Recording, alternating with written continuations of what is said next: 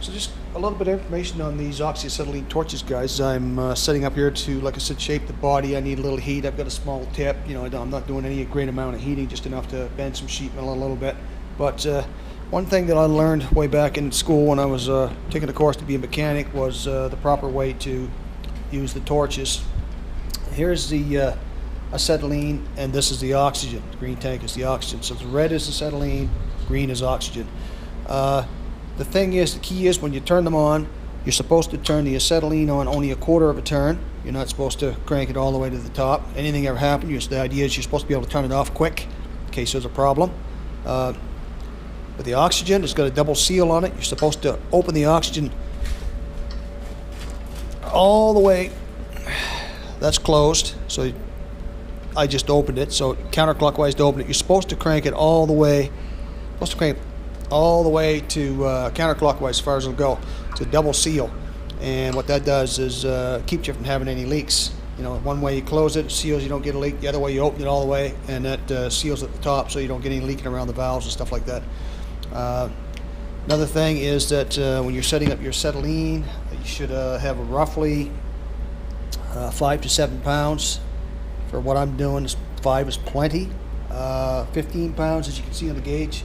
You're not supposed to exceed that. Apparently acetylene becomes unstable after 15 pounds and can ignite or explode on its own without a spark. So you're supposed to make sure you don't exceed that 15 pounds. I stay as far away from that 15 pounds as possible. Oxygen, well, you know, I'm not sure exactly what the ideal pressure is. If you're cutting something with a cutting tip, you do need more pressure than you would if you're just, you know, heating something up and warming something up a little bit like I'm going to do. If you're using a rosebud, you know, you turn on your acetylene, and you're going to get quite a bit of smoke unless you crank it up quite a bit, unless you hit the oxygen. As soon as you hit the oxygen, of course, your smoke goes away. So, I mean, that's just depends on what you're doing. You know, if you need a lot more heat, then the more oxygen you apply, the more heat you're going to get, obviously. I don't have a lot of pressure left. As you can see, I'm just about out of oxygen. It's getting very low. Could run out at any time. I'm just, for what I'm doing, I'm keeping a very minimal amount of pressure, trying to reduce the amount of oxygen I use so that, you know, I'm probably at about maybe somewhere between 5 and 10 pounds, I guess, just so that I'm not using it up too fast, hopefully. And like I said, about 5 pounds roughly on the acetylene. And remember that once you set your pressure down here on the valve, once you open your valves on your torch, these pressures will drop a little tiny bit, so you can exceed your ideal pressure just a little, right? I can go up to 6 pounds, it'll drop to 5, but I'll put it on 5. Even if it drops below 5, it's still more than adequate for what I'm doing. So, and then when you turn your torches off, you're supposed to close everything all the way, so that it's nice and tight. Nothing's going to leak around the gauges or anything. You're supposed to turn these valves out all the way, so you no longer have any pressure going to your hose. Of course, you still have some residual pressure in your hose even after you turn these out. So you're supposed to, if you're going to store it away for the night, once you're finished, you're supposed to let everything out of your hoses, so that you don't have any residual pressure in there, because it could cause a problem if anything were to ignite or explode. Could set some other things on fire. So I always empty the acetylene first. So once your valves are shut off here, so that you don't get any more pressure coming from your tank, and your valves where you close the tank shut off, the residual pressure left, you open this, and for the acetylene, the red one, let that bleed off, close the valve again, and then you go ahead and open your oxygen, let that bleed off, and then you close the valve again, and of course everything is empty, everything is in the tank, it's sealed.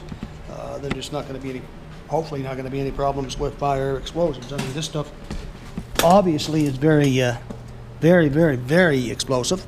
So, you know, it probably wouldn't take much to cause problems, although the tanks are designed to be very safe when they're full, but everything is turned off. So I've been storing these in the garage here for quite a while, and I've had them stored at other places, and, you know, never had problems. Although I did work one place one time where it was a sawmill, and there was a little room for the millwright, and he had his torches stored in there. And one night, I don't know what happened, but fire broke out and burnt quite a bit of stuff in the mill. And it was determined that the torches had caused the problem. So whether, you know, he had left them on by mistake or what might have happened there, I'm not sure. But This stuff is flammable, it is dangerous. Use every precaution if you've got that sort of thing in your garage. But for the most part, as long as you follow all the safety rules and everything, you'll be okay. But having said all that, wasted the time there. Well, probably wasn't wasted time, I guess. Probably good things to know, but we're going to get back to using the torch to heat things up here and see if we can get this tapped in. Of course, I just made myself a fresh cup of coffee, and I always set something down in the way, and didn't I set that down and upset it? But anyway, we'll just have to live with it and keep on moving. So let's see if I can get it someplace this time where I won't knock it over. Try setting it up somewhere for change. Okay, here we go. So the first thing I need to do, the torch is ready to go in. Okay, I've turned my valves on. Now I've got my 5 pounds, and I've got my, whatever it is up there, 10 pounds or 20 pounds on my oxygen. And once again, I've got to find my lighter, not my igniter. I got my trusty lighter here. I'll find my igniter later, and striker, we call them striker, specifically made for this sort of thing. But I'm going to light her up with the torch, or with the lighter. Try to. Boom, there it is. Crank up the oxygen a little bit. I don't want too much pressure, so I'll crank her down some. And that's probably good enough for what I want to do. I'm going to make sure I got my hammer, which I do right here. And I got to make sure that I put on the helmet, because it's if you don't put on some form of goggles or helmet or something, you blind yourself, and then you can't see what you're doing. So I'll put the helmet back on. Don't have to worry a whole lot about smoke or anything right now, bothering me too much of wearing a mask, because all I'm doing is just heating this. If I get a lot of flame or anything from paint, then I will put a mask on. But I'm just going to try to heat her up a little here so I can tap her in place. Start right there, yeah, get a little flame from it. Actually, I've got my, yeah, there we go. I'm going to try it without the helmet, see what happens here.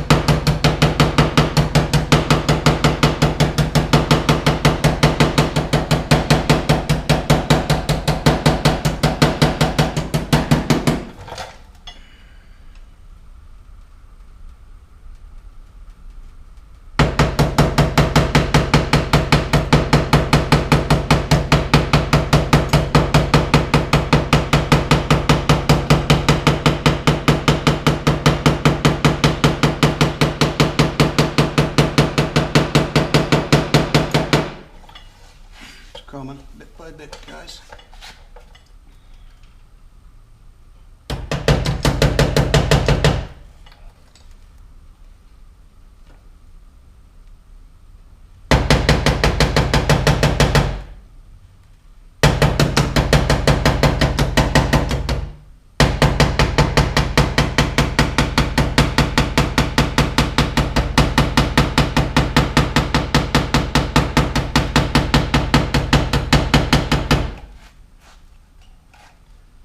Coming as good as I want it to. Not able to see all that well. I might have to lay down the barrel up a bit closer. I'll find myself here with a torch.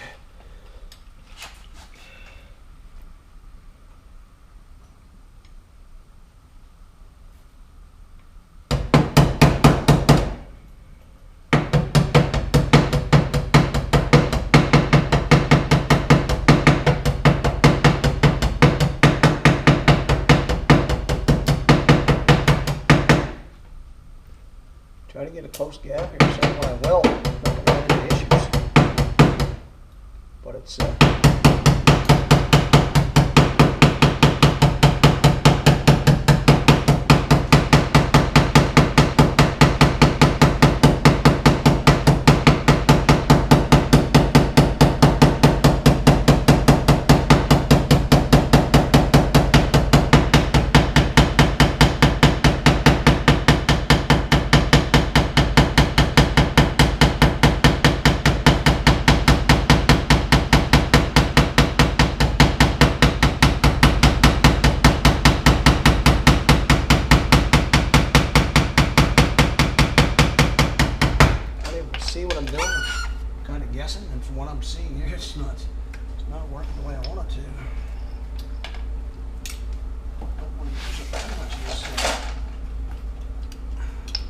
acetylene.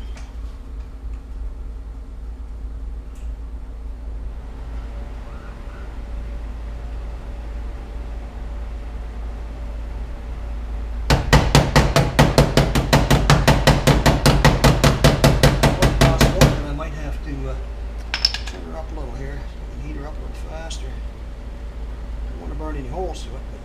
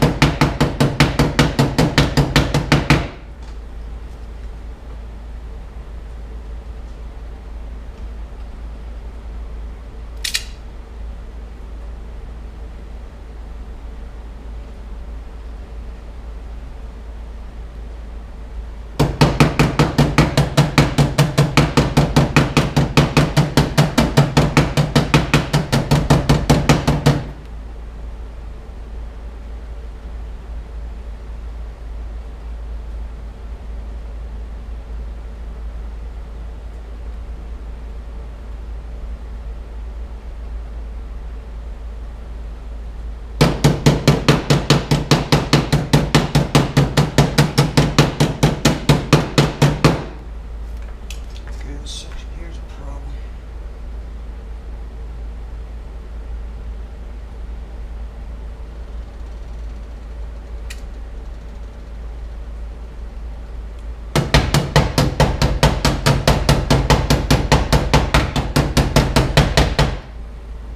I don't know, guys, I think that's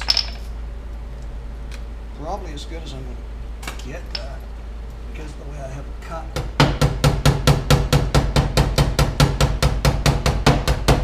I think I'm going to have to see if I can get a couple tacks on that. Okay, time to turn the heat down again a little bit. Take off the hoodie, I guess.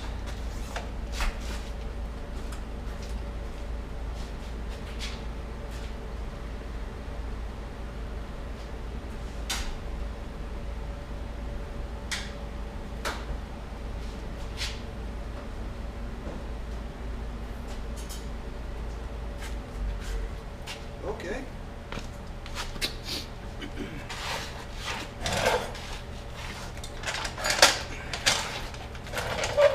Myself set up here to try to do some more tacking with the MIG welder. The gap here I have is not exactly what I was hoping for. I did want to lay down on my back with that TIG, or I'm sorry, with that MIG, but I might have to do that in order to weld what I have here. We'll see. I'm not sure. I'll drop my little stool down here as low as it'll go. That's as low as it'll go. Let's see if I can lean over there and see. Can't see all that great, but we'll give her a try. So we're gonna, once again, we're gonna crank up the TIG. I'm sorry, the MIG. I keep getting those two confused, TIG and MIG. This is actually a MIG, not a TIG. So my ground in here again like I did last time. I'm not sure, more than adequate, I hope. If not, we'll soon find out. We'll fix it. I'm not going to try to dial the TIG in anymore. I think that's where it works the best. It seems to be anyway. Seems to be adequate. Not the best, but adequate. So I'll work with that.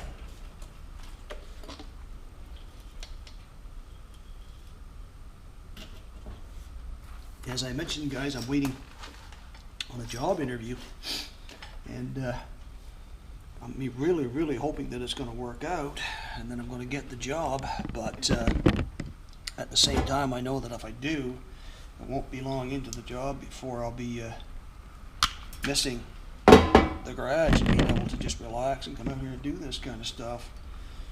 But I mean, that's life, right? Can't be helped. If I were doing this and making money at it, it'd be different. But it's a hobby. I'm just doing this for fun and for favors mostly. So anyway, this is this is not exactly how I like to see it. I might have to try to hold that in place while I put the TIG on it. I don't know. I'm gonna be able to do that or not. Don't want to just use Bondo, because if I use just Bondo over that, it'll probably crack. That's what I'm worried about. Son of a gun, I was hoping I'd be able to tack that into place. Okay, I think I'm going to have to lay on my back on the floor with this, guys. So I'm going to prepare myself to do that with the hopes that I'm not going to burn myself, which I probably will. I'll try it sitting here first just to give it a quick go. So we'll turn her on. Oh, first we got to plug her in. Of course, right now my grinders are plugged in, so I've got to unplug one of those guys. Plug in the welder. Plug in the welder. Where's the welder port? Got to find that now. Here somewhere. Somewhere along the way, I have a cord for a welder. Let's try to find it. The other welder.